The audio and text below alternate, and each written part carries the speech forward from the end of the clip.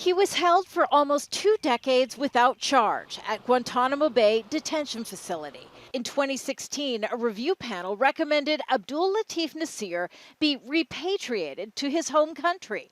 But it didn't happen until this month, the first release since the U.S. President Joe Biden took office.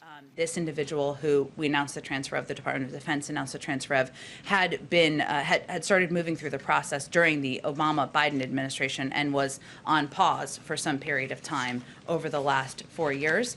Nasir was captured by Pakistani agents and held at Guantanamo since 2002.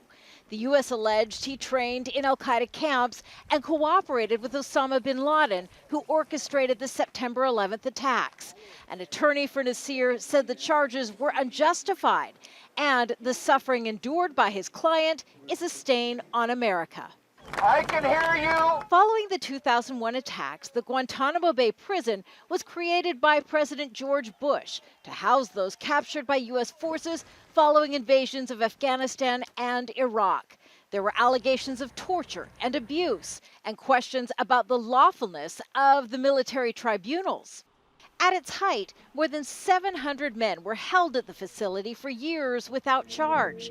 Gitmo and its prisoners' infamous orange jumpsuits became an international symbol of prolonged imprisonment. I'm absolutely committed to closing the detention facility at Guantanamo. I'm going to continue to make the case for doing so as long as I hold this office. President Obama pledged to close Guantanamo throughout his 8-year term, but was never able to overcome the legal and political obstacles. And we're going to load it up with some bad dudes, believe me, we're going to load it up.